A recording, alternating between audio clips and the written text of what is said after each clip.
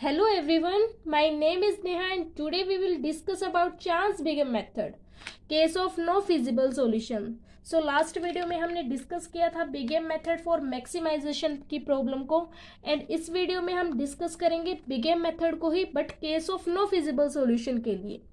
सो start करते हैं. यहाँ मैक्सिमाइज का एग्जांपल है जिसमें ऑब्जेक्ट फंक्शन गिवन है, सम कांस्टेंट गिवन है, सब्जेक्ट टू कांस्टेंट गिवन है, नॉन नेगेटिव रेस्ट्रिक्शन गिवन है. सो फर्स्टली गिवन है object function 3x1 plus 2x2, 2x1 plus x2 less than equal to 2 and 3x1 plus 4x2 greater than equal to 12. यहाँ सिर्फ दो ही variables given है. So first step क्या होता था, हर table में फर्स्ट स्टेप यही होता है कि पहले जनरल फॉर्म को स्टैंडर्ड फॉर्म में चेंज करना. सो बिगेम मेथड में हम जनरल फॉर्म को स्टैंडर्ड फॉर्म में कैसे कन्वर्ट करते हैं. यहाँ में 2x1 प्लस x2 है, यहाँ स्लैक वेरिएबल्स को ऐड किया हुआ है. स्लैक वेरिएबल्स को ऐड क्यों करेंगे, क्योंकि यहाँ पर कांस्टेंट क्या है, less than equal to given है. सो यहाँ पे स्लैक वेरिएबल्स को ऐड करेंगे.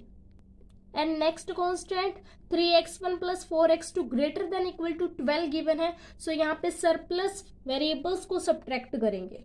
यहाँ पे ये है S2 सरप्लस वेरिएबल, ये है आर्टिफिशियल वेरिएबल. सो जैसे हमने लास्ट वीडियो में डिस्कस किया था कि हम आर्टिफिशियल वेरिएबल को क्यों ऐड करते हैं. बिगम मेथड में एंड सिंप्लेक्स मेथड में डिफरेंस भी बताया था, सिर्फ आर्टिफिशियल वेरिएबल का ही डिफरेंस है. सो यहाँ पे क्यों ऐड किया आर्टिफिशियल डिफरेंस को. यहाँ देखो इनिशियल बेसिक फिजिबल सॉल्यूशंस है. सो उसमें क्या होता है, x1 एंड x2 की वैल्यू 0 होती है. सो यहाँ जब हम x1 एंड x2 की वैल्यू 0 रखेंगे सो s1 की वैल्यू क्या आएगी 2 एंड s1 की वैल्यू क्या आई है 0 से ग्रेटर आई है. सो ये इसकी कंडीशन को सेटिस्फाइड कर रहा है. नेक्स्ट में जब हम x1 एंड x2 की वैल्यू 0 पुट करते हैं, देखो यहाँ x1 एंड x2 की वैल्यू को 0 पुट किया. सो s2 की वैल्यू क्या होगी, अगर यहाँ पर आर्टिफिशियल वेरिएबल नहीं होता, ये तो बाद में ऐड किया हुआ है. सो अगर यहाँ पर s2 होता सो s2 की वैल्यू क्या आती, यहाँ s2 की वैल्यू आती -12. सो -12 क्या है, इस कंडीशंस को सेटिस्फाइड नहीं कर रहा. किस कंडीशन को, बिकॉज यहाँ S2 क्या है 0 से ग्रेटर या 0 के इक्वल. सो S2 की वैल्यू भी 0 से ग्रेटर या 0 के इक्वल आनी चाहिए, बट यहाँ क्या आई हुई है -12. सो इस कंडीशन को ये सेटिस्फाई नहीं कर रहा है, इसलिए हम आर्टिफिशियल वेरिएबल को ऐड करते हैं. सो यहाँ पे इसीलिए आर्टिफिशियल वेरिएबल को ऐड किया. सो यहाँ नॉन नेगेटिव रेस्ट्रिक्शन क्या बने, x1 s2 s1 s2 and a1 greater than equal to 0. So start करते हैं इनिशियल बिगेम मेथड टेबल्स को. सो इसको स्टार्ट करेंगे मैट्रिक्स फॉर्म में. सबसे पहले मैट्रिक्स फॉर्म में इसको बनाया. इसमें बेसिक वेरिएबल्स क्या होंगे, s1 and a1. s2 basic variable नहीं होगा, वो नॉन बेसिक वेरिएबल होगा. x1 x2 and s2 non basic variables होंगे. सो इसको पहले मैट्रिक्स फॉर्म में चेंज किया. x1 के कोफिशिएंट क्या है 2 एंड 3. ये रे x1 के कोफिशिएंट क्या है 2 एंड 3 एंड x2 के कोफिशिएंट क्या आ जाएंगे 1 एंड 4. सो यहाँ से x1 के कोफिशिएंट आ जाएंगे 1 एंड 4.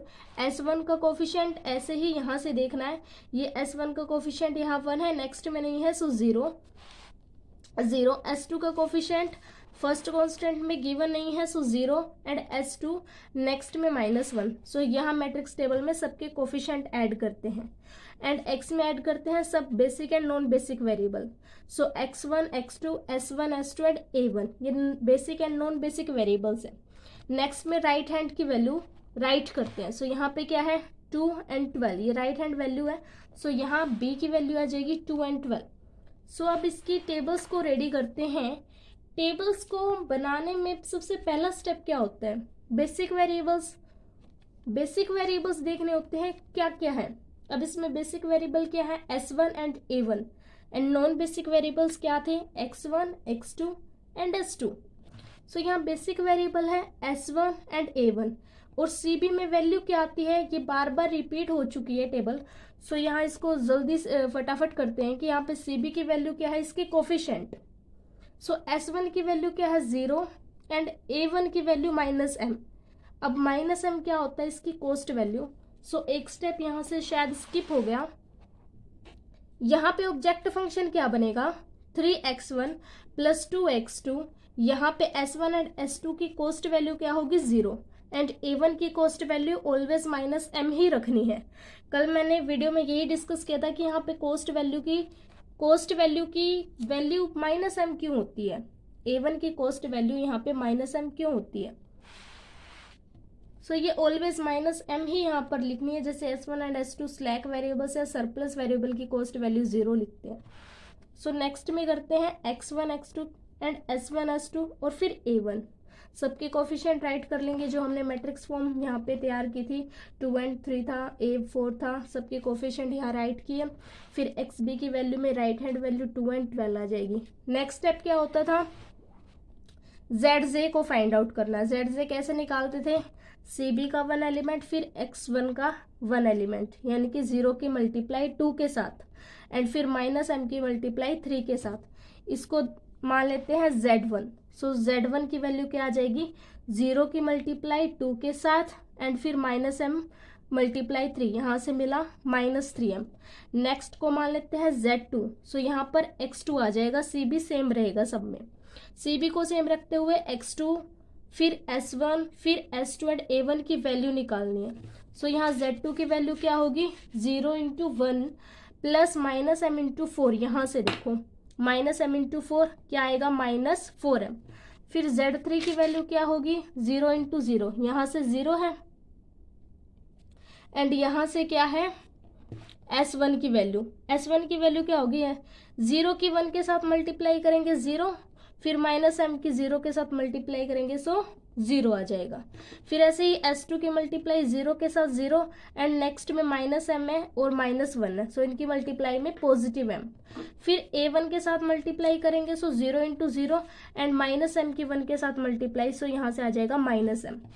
फिर नेक्स्ट स्टेप होता था CJ माइनस ZJ की वैल्यू।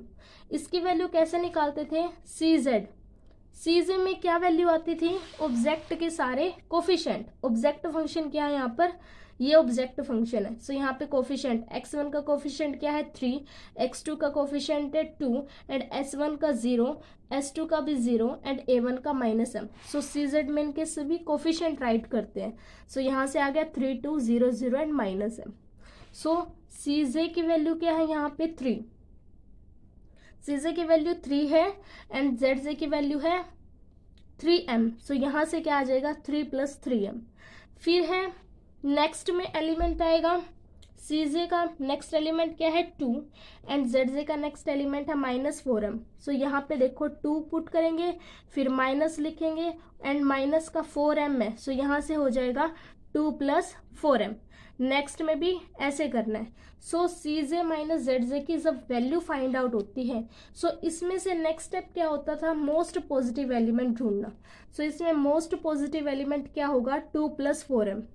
3 प्लस 3m भी पॉजिटिव है बट सबसे ग्रेटेस्ट वैल्यू यानी कि मोस्ट पॉजिटिव 2 प्लस 4m। सो ये बनता है की कॉलम, ये पूरा रेडी है की कॉलम। की कॉलम के बाद नेक्स्ट स्टेप क्या होता था, मिनिमम रेशियोज निकालना। मिनिमम रेशियो कैसे निकालते हैं, XB डिवाइड में की कॉलम क्या है x2। सो यहाँ पर XB की वैल्यू हो जाएगी 2 एंड x2 की वैल्यू हो जाएगी 1। सो 2 डिवाइड 1 2, फिर 12 डिवाइड 4 3 एंड इसमें मिनिमम रेशियो में क्या देखते थे, सबसे मिनिमम वैल्यू क्या है। सो 2 मिनिमम वैल्यू है, ये हो जाएगा की रो, ये हो गया की रो एंड ये पूरी की रो एंड की कॉलम के इंटरसेक्शंस में कौन सा एलिमेंट आता है 1। सो 1 हो जाएगा की एलिमेंट। अब देखो यहाँ पर ये पूरी रो क्या है S1। सो S1 क्या होगा, आउटगोइंग एलिमेंट होगा एंड X2 एंटर्स करेगा। So X2 enters and S1 leaves the basis. So यहाँ अब ऑपरेशंस क्या लगाने हैं, S1 क्या है, S1 है यहाँ पे 1 एंड 0। सो यहाँ क्या एलिमेंट होना चाहिए, नेक्स्ट टेबल जब हम बनाएंगे यहाँ पर 1 होना चाहिए एंड यहाँ पर 0 होना चाहिए।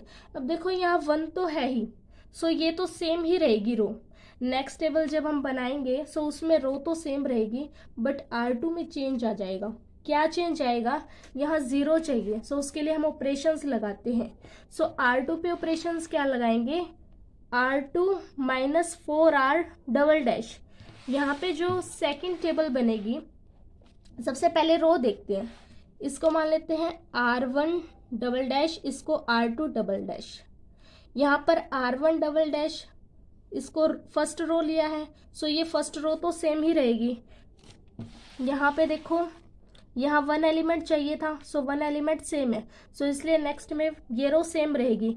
यहाँ ऑपरेशन क्या लगेगा, ये R2 है, सो 4 माइनस, अगर हम यहाँ पर इसको 4 से मल्टीप्लाई कर दें एंड सब्ट्रैक्ट कर दें, सो यहाँ 0 आ जाएगा, सो यही ऑपरेशन यहाँ लगेगा। सो 4 minus 4 into R1 double dash का एलिमेंट है 1, सो यहाँ से मिला 0। पूरी रो पे यही ऑपरेशन लगेगा। सो ऑपरेशन लगने के बाद ये है स्टेप सेकंड, इम्प्रूव्ड टेबल। सो यहाँ बेसिक वेरिएबल्स क्या आ जाएगा, अब S1 की जगह पे आ जाएगा X2, फिर आ जाएगा बेसिक वेरिएबल A1 एंड इनके कोफिशिएंट 2 माइनस m। XB में भी ऑपरेशन लगेगा, सो वैल्यू आएगी 2 4 एंड ऐसे ही X1 X2 S1 S2 A1। यहाँ देखो R1 डबल डैश है, ये रो पूरी सेम थी, नेक्स्ट पे ऑपरेशन लगाया था, सो ये टेबल ऑपरेशंस के बाद रेडी हुई है। उसके बाद नेक्स्ट स्टेप सेम है जैसे फर्स्ट टेबल में किया था। ZJ की वैल्यू कैसे निकालोगे, सबसे पहले CB का 1 एलिमेंट फिर X1 का एलिमेंट, दोनों की मल्टीप्लाई प्लस में नेक्स्ट एलिमेंट के साथ मल्टीप्लाई। सो यहाँ से देखो Z1 मान लेते हैं, इसको Z1, इसको Z2 Z3, यहाँ से फाइंड आउट करते हैं इनकी वैल्यू। सो Z1 की वैल्यू क्या होगी, 2 मल्टीप्लाई 2 यहाँ पे बताया अभी, माइनस m की मल्टीप्लाई माइनस m, सो 4 प्लस 5m। ऐसे ही Z2 की वैल्यू, CB का 1 एलिमेंट है 2 एंड X2 का एलिमेंट है 1, सो 2 की मल्टीप्लाई 1 के साथ 2 प्लस में फिर माइनस m की मल्टीप्लाई 0 के साथ होगी, सो ये 0 आएगा। सो यहाँ से वैल्यू मिली 2। नेक्स्ट में फिर CB का एलिमेंट एंड S1 का एलिमेंट, 2 के साथ 1 की मल्टीप्लाई फिर माइनस m की मल्टीप्लाई माइनस 4 के साथ, सो 2 प्लस 4m। नेक्स्ट में भी ऐसे ही करेंगे, Z4 आ जाएगा, 2 की मल्टीप्लाई यहाँ पे ये 2 है एंड मल्टीप्लाई S2 के साथ 0 फिर माइनस m की मल्टीप्लाई माइनस 1 के साथ, सो ये मिला m। नेक्स्ट A1 के साथ मल्टीप्लाई करेंगे, 2 की आएगी 0, सो 0 मिलेगा और यहाँ से माइनस m की मल्टीप्लाई 1 के साथ होगी, so minus m। Next step आएगा CJ माइनस ZJ की वैल्यू। इसकी वैल्यू कैसे आएगी, CJ सब टेबल्स में सेम रहता है बिकॉज इनके कोफिशिएंट सेम रहेंगे, ऑब्जेक्ट फंक्शन सेम रहता है। सो यहाँ पे CJ की वैल्यू क्या है 3, फिर ZJ की वैल्यू 4 प्लस 5m, सो 3 माइनस 4 माइनस हो जाएगा एंड 5m, सो यहाँ से क्या मिलेगा -1 minus 5m, so first value I -1 minus 5m। 2 की -2 करेंगे 0, फिर 0 माइनस 2 प्लस 4m है, सो यहाँ से क्या आ जाएगा -2 माइनस 4m, सो ये वैल्यू आ गई। फिर नेक्स्ट में भी 0 माइनस m करेंगे -m एंड फिर -m minus and -m, so positive होके क्या आ जाएगा 0, यहाँ से आ गया 0। सो यहाँ देखो क्या कंडीशंस होती थी, CJ माइनस ZJ की वैल्यू क्या होनी चाहिए, 0 से लेस होनी चाहिए। सो यहाँ पे ये देखो CJ माइनस ZJ की पूरी रो में क्या ये वैल्यू 0 से लेस है या ये वैल्यू क्या है 0 के इक्वल है, ये दोनों एलिमेंट क्या है 0 के इक्वल एंड ये 0 से लेस, तो यहाँ पे हमारी टेबल स्टॉप हो जाएगी, ये प्रोसेस आगे नहीं करना, आगे ये टेबल इम्प्रूव नहीं होगी बिकॉज हमें जो कंडीशन चाहिए थी ऑप्टिमल सॉल्यूशन के लिए वो हमें फाइंड आउट हो चुका है। सो यहाँ पे देखो ये case of no feasible solution क्या बनेगा, जो फाइनल टेबल होती है वहाँ पे हमें बेसिक वेरिएबल्स क्या है, क्या वो आर्टिफिशियल्स वेरिएबल है, जी हाँ यहाँ पे ये A1 है, सो यहाँ आर्टिफिशियल्स वेरिएबल है, artificial variable with positive value 4, so इसको बोलते हैं हम case of no feasible solution. बाकी सारे स्टेप सेम थे जो हमने बिगेम मेथड में किए थे मैक्सिमाइजेशन में या मिनिमाइजेशन में, लेकिन यहाँ पे सिर्फ एक ही स्टेप ये है कि ये नो फिजिबल सॉल्यूशंस क्या होता है। सो नो फिजिबल सॉल्यूशन यही था, सो यही हमारा आंसर होता है कि artificials variable A1 is appear in basis and at positive level, so A1 की वैल्यू क्या आ जाएगी 4 एंड जो ओरिजिनल LPP मिलेगी उसको हम बोलेंगे कि has no feasible solutions. So Big M method आज का केस यही था, case of no feasible solutions. Thank you for watching.